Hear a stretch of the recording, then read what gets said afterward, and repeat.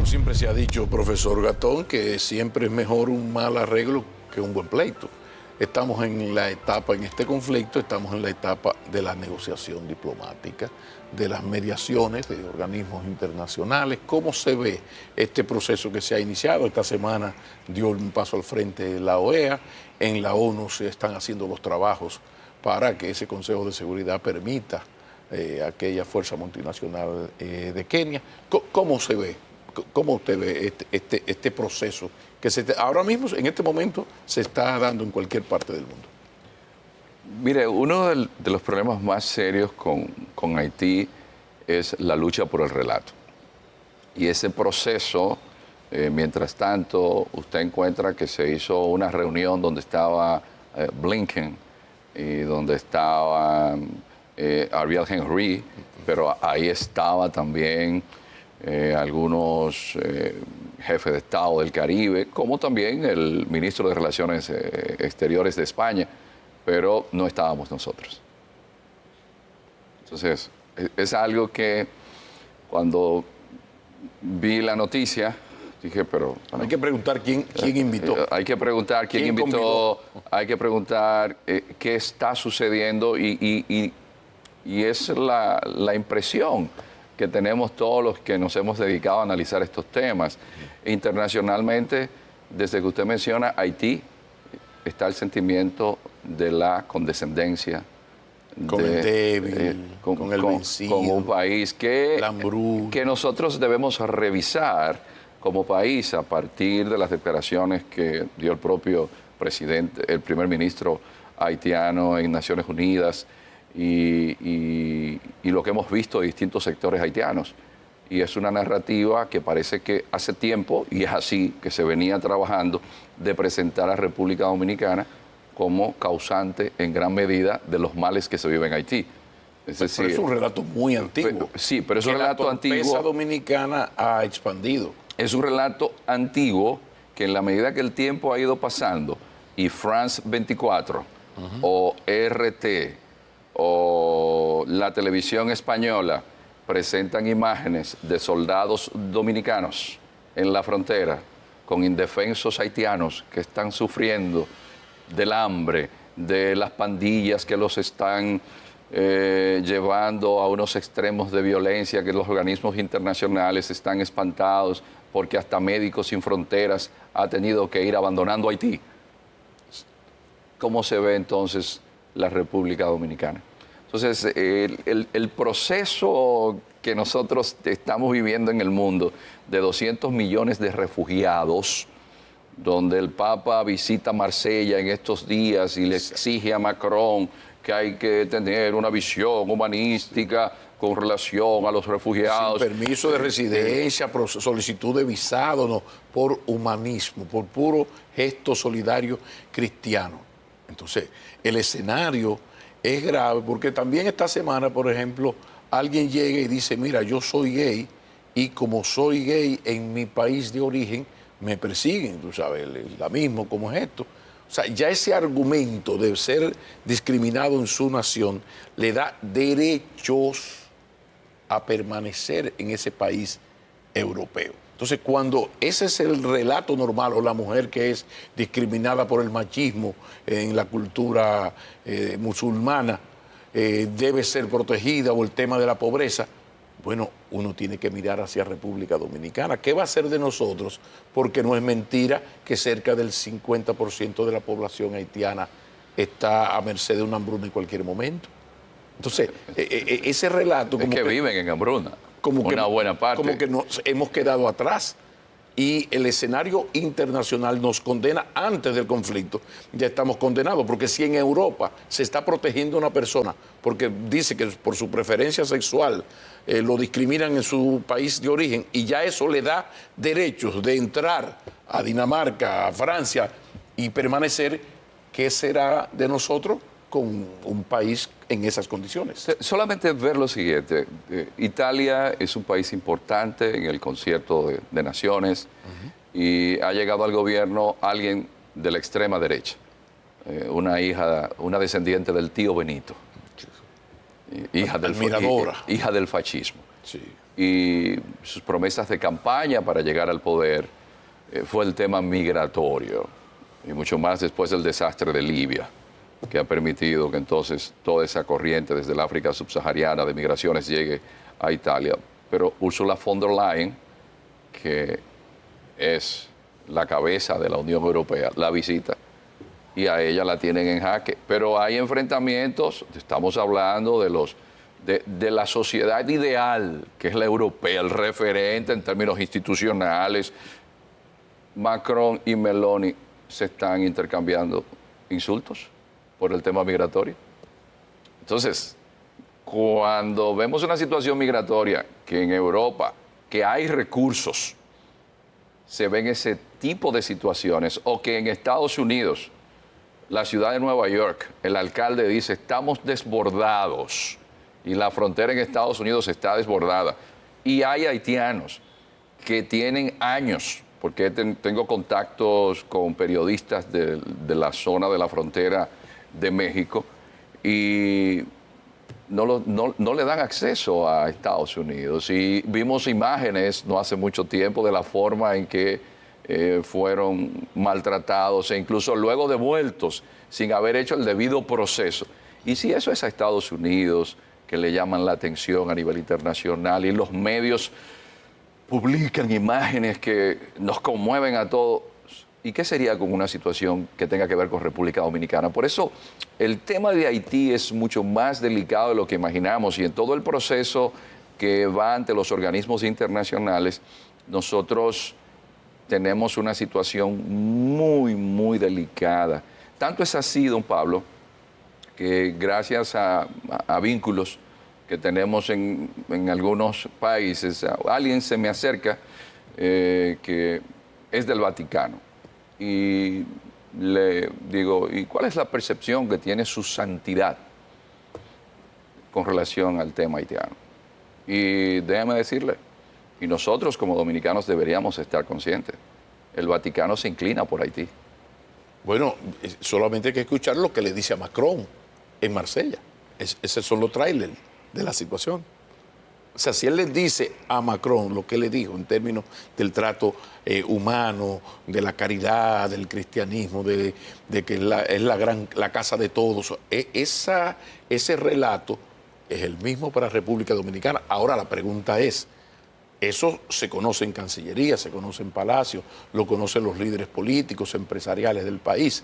A partir de esa innegable realidad, estamos los dominicanos poniéndonos de acuerdo en algún tipo de acción, y lo que yo he planteado muchas veces, dejar de lado la mind del play de la campaña electoral y las cosas de las miserias, las mezquindades de la lucha electoral y los insultos, las descalificaciones, las medias verdades, dejar esa cosa y decir, bueno, vamos a hacer un gran plan, a ver qué vamos a hacer con esto, porque vamos a ser condenados internacionalmente. El momento que aquí vengan 1000 personas con bandas militares, paramilitares, agredan al ejército dominicano en la frontera, responda y haya un muerto, 5 muertos, esa foto nos va a condenar.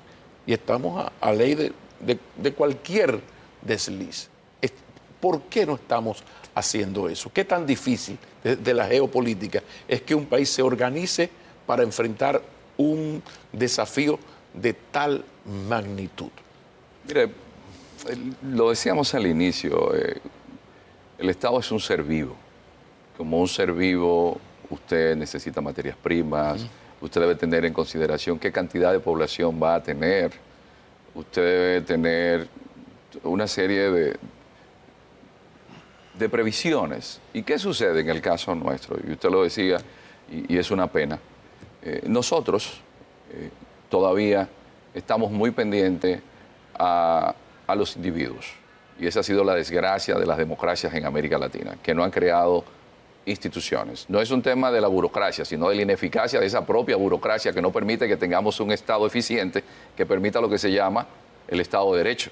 Y la continuidad del Estado. Es la burocracia la que da esa continuidad. Un gobierno que democráticamente se prolonga en el tiempo puede ser el de Angela Merkel, pero no pasa de 16 años. Ahora, las políticas migratorias no son a 16 años y si ustedes como clase política no están conscientes de que del otro lado, como dice Jared Diamond en Colapso, ¿cuánto es el promedio de tasa de natalidad por haitianas?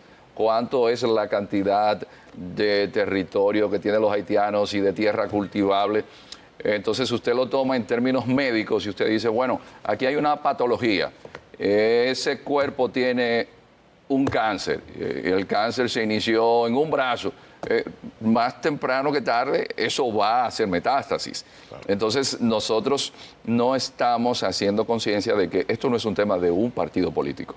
Estamos poniendo en riesgo el futuro del país, sobre todo por un elemento también que de ahí viene la falta de conciencia, no solamente de los políticos, sino de la ciudadanía en general, porque los políticos somos nosotros. Es decir, esos políticos no vienen ni de Marte, ni de Venus. Es lo que la sociedad da. Es decir, claro, estamos criticando a los políticos, pero somos nosotros, son nuestros vecinos, nuestros hermanos, la expresión de la sociedad. Exacto. Tomemos en consideración lo siguiente. Haití se ha cohesionado por una perspectiva nacionalista, hasta las pandillas, con relación al tema del río. Pero en República Dominicana, yo recuerdo, cierren filas y que viva la patria. Uno como muchacho, el gran honor que uno tenía en Sabana Grande de Boyá era que le dijeran, usted hoy iza la bandera. ¿Saben los muchachos qué fue la Trinitaria? ¿Tienen un referente de la autoestima, de esa propia valía, de ese orgullo nacional? No, no saben bien ni quién es Duarte. Entonces, en geopolítica, de las 4 bases en las que se sostienen los imperios, aparte del militar, del económico y del tecnológico, uno es el cultural. Hasta dónde nosotros estamos culturalmente incidiendo en las generaciones que vienen. Los haitianos todos se han cohesionado. Ha sido mágico lo que se ha logrado con lo del río. Pero es porque no importa el haitiano, hay una formación, hay una inclinación de que ustedes son Haití y tienen ese orgullo. Sin embargo, nosotros a lo cultural, como también está el otro sentimiento de que este es un país hegemónico que no quiere respetar a Haití y pretende narigonearnos. Y reaccionan así incluso cuando la República Dominicana sale por el mundo a defender a Haití y a llamarle la atención al mundo de que hay que salvar a Haití. La lectura que se le da en Haití a ese protagonismo dominicano pidiendo ayuda para Haití no es positivo, ¿o no es así? No, pero es que también nosotros nos ha faltado nuestro Ubicatex de 500 miligramos. Nosotros siempre queremos tratar a Haití como si los haitianos nos vieran a nosotros con un sentido de benevolencia. Por eso Haití es un objeto político no identificado en términos de cuando usted conversa con ellos. Es los que tenemos experiencia en el sector público y que sabemos que usted con los haitianos negocia algo y le dicen que sí hoy y mañana, bueno, somos un Estado fallido, no tenemos control de esa área. Pero para otro asunto sí. Para otro asunto, yo sí soy un Estado y yo estoy en los organismos internacionales y tengo mi diplomacia desde que se inicia el problema del río, enviando un comunicado a las distintas cancillerías. Pero estamos hablando de un Estado que no es capaz de mantener el mínimo orden, no es capaz de generar el mínimo ambiente de generación, valga la redundancia, de generación de empleo, un sistema de salud. O sea, un Estado absolutamente fallido, pero cuando le conviene, toma esa tradición diplomática de mucha calidad, porque la diplomacia haitiana siempre nos ha superado a nosotros. Es que nosotros hemos subestimado. Hay una élite que es la que también se ha beneficiado de ese nivel de pauperación que se encuentra Haití, que siempre ha estado arriba. Se podría decir que hay una vinculación, una alianza tácita, no conversada, entre esas élites y las élites dominicanas que tienen que ver con la explotación de mano de obra extranjera indocumentada y por lo mismo sin derechos, que le da alta rentabilidad a sus negocios. Entonces, al mismo tiempo, a lo interno nuestro venden el relato de no regularización. Coño, pero como no regularización si el proletariado dominicano es haitiano y parcialmente indocumentado? Entonces, hay algún tipo de alianza entre esas dos élites, el empleador que se beneficia de esto y las élites que tradicionalmente se benefician de casi todo. No, no necesariamente. Realmente en Haití a veces uno piensa que la élite haitiana con la dominicana está en contubernio y realmente no es así. Pueden haber coincidencias, no necesariamente. Además, el principal tema que nos ha afectado a nosotros con Haití es el de los braceros haitianos. Y es algo que viene desde la época de Trujillo, cuando se traían aquí, incluso por barco, vía Jaina, y se traían para los tiempos de zafra. Y cuando llegaba el tiempo muerto, que así es que se dice en el lenguaje de los bateyes, los haitianos regresaban nuevamente a Haití y luego siguieron las contrataciones. Después fue en el gobierno de Salvador Jorge Blanco que se quedaron algunos haitianos, a partir de ahí comenzaron a quedarse, pero no necesariamente en la élite haitiana, y esto es importante que nosotros estemos conscientes, tiene un sentimiento de superioridad con relación a la República Dominicana. Y si nos ponemos a ver la cantidad de PhDs y de haitianos con incidencia en el mundo, que muchos son mis amigos, yo no estoy hablando en contra de Haití, sino que es para que entendamos de qué manera, porque esto hay que decírselo también a los haitianos, ustedes no van a tener mejor salida sin nosotros. Es decir, como decía una persona de esa élite haitiana en una visita que hice a Puerto Príncipe, llegó a hacer el comentario de que nosotros a ustedes los vamos a conquistar por la sangre, porque vamos a tener tantos haitianos allá que llegará un momento en que ustedes los dominicanos serán desplazados. Es decir, a esa élite haitiana... Parece una utopía de esa élite ultranacionalista, como la tenemos aquí, que tenemos un sector que hace muchísimo ruido. Pero hay un tema que después de la pausa me gustaría que no terminara la entrevista sin tocarlo, y es el crecimiento del islamismo en Haití, que sumado al vudú y a todo lo que hemos hablado, y a las torpezas históricas nuestras en nuestras relaciones con Haití, pinta feo, profesor. Ya regresamos. Profesor Iván Gatón, ¿qué tan serio es esto del crecimiento del islamismo en la sociedad haitiana? ¿O es algo muy pequeño, muy minoritario? ¿Qué incidencia tiene? ¿Qué tipo de islamismo es el que más ha crecido? Pero yo parto de una preocupación del general John Kelly, que fue el jefe del Comando Sur de Estados Unidos, que en un momento dado en una conferencia refería sobre el peligro del crecimiento del Islam en la región del Caribe, sobre todo por un antecedente muy puntual, que es el de Trinidad y Tobago, donde hubo un momento en que musulmanes fundamentalistas secuestraron el Congreso de Trinidad y Tobago. Exacto. Luego también de Guyana hubo un intento de atentado en el aeropuerto John Fitzgerald Kennedy de Nueva York, donde estaba un ex congresista guyanés. Pero también Alex Imbrod, que es un surinamés, es el que está en el atentado en Bali, porque Surinam perteneció a Holanda, Holanda era la metrópolis de Indonesia, y ese señor desde Surinam se traslada a Indonesia, y allá está en un atentado en Bali, que fue un atentado fundamentalista. Sucede que esa preocupación de Kelly es lo que llama mi atención. Entonces comienzo a visitar Haití y a hacer levantamientos sobre el tema, muy especialmente porque el Islam tiene una figura que se llama zakat, es uno de los 5 pilares del Islam. Y ese pilar indica que usted de un 2.5% de lo que gana tiene que darlo para obras pías, obras benéficas. Entonces, ¿qué pasó? Que los musulmanes se hicieron presentes en Haití.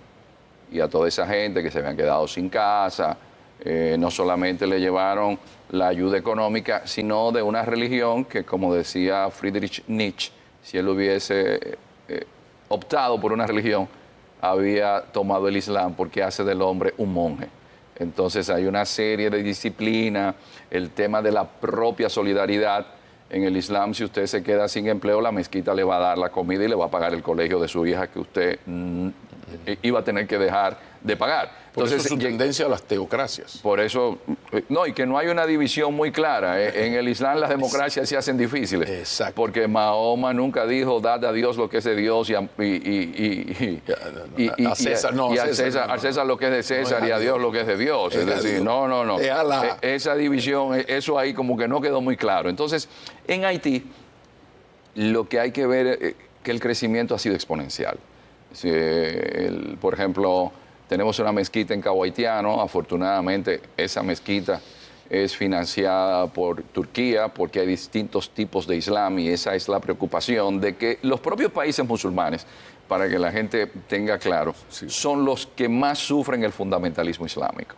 Sucede que entonces, que según Kelly, un pequeño porcentaje de los musulmanes se radicaliza, pero de 1.000 y pico de millones, el porcentaje está entre un 10 a un 12% de fundamentalistas.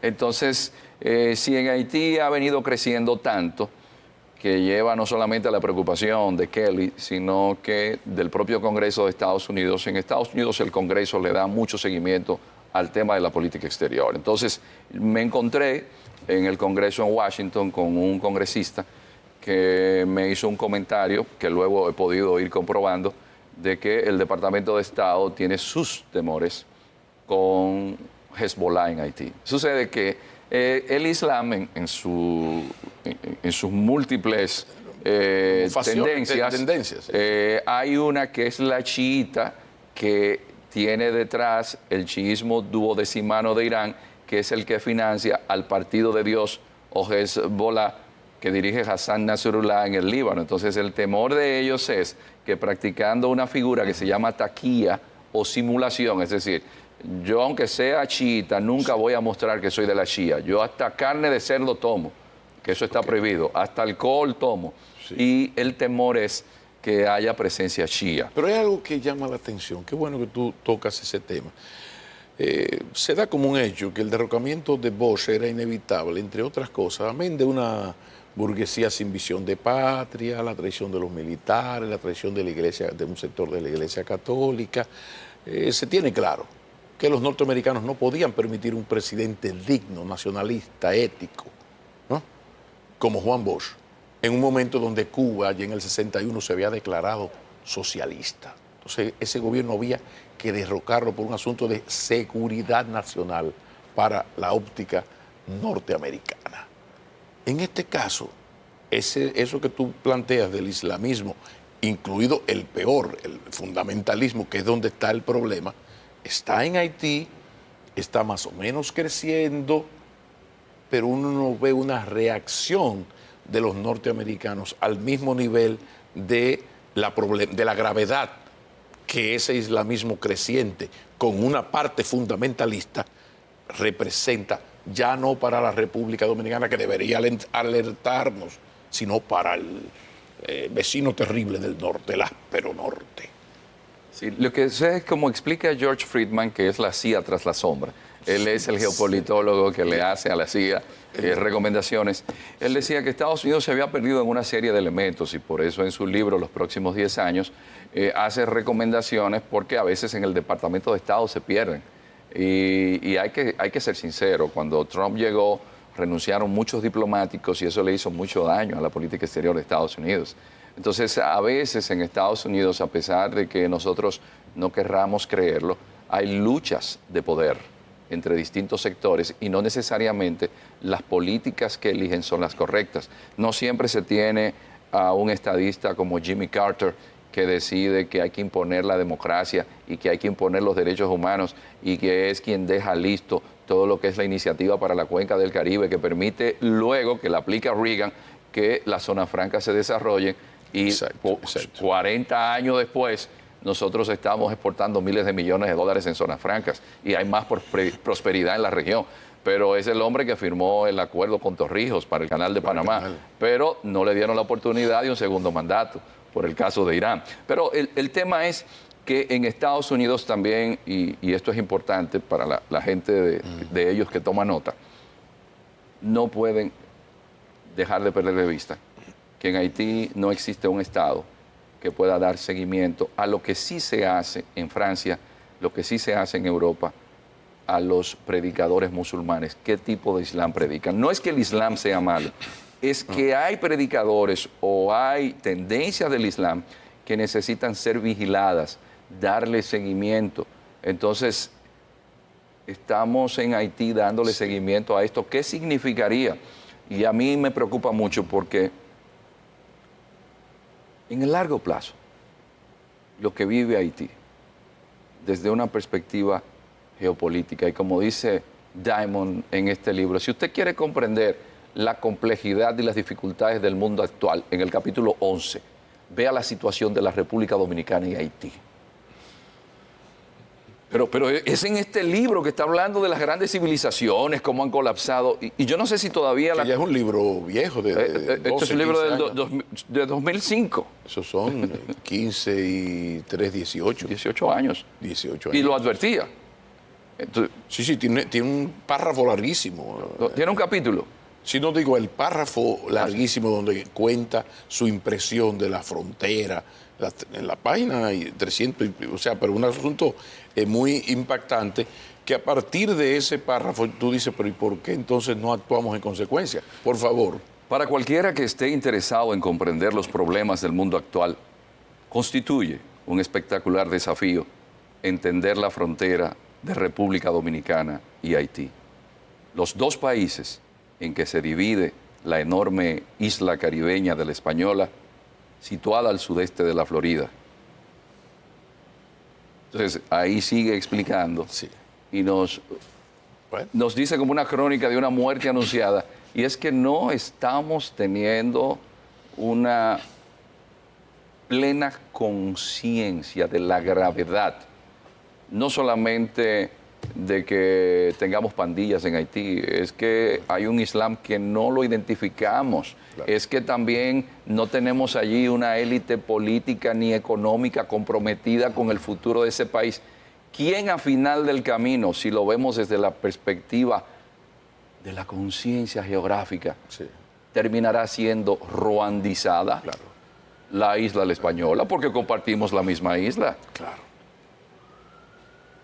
En definitiva, terminamos como comenzamos, preocupados por un conflicto que va muchísimo más allá de un rito y unos canalitos y un presidente y un barbecue. Esto es un asunto ni siquiera de patria, un asunto continental. Y don Pablo, pero tenemos que ponernos las pilas. Pero algo importante que es bueno que tanto Washington como la Unión Europea tomen en consideración. ¿Cómo juzgaría la historia universal cuando en 100 o 200 años se escriba que el país que más progresó, como fue la República Dominicana, un ejemplo de democracia, como somos nosotros, se sacrificó o fue sacrificado porque internacionalmente no se le prestó atención a lo que estaba sucediendo en Haití? Es ahí la tarea. Así terminamos.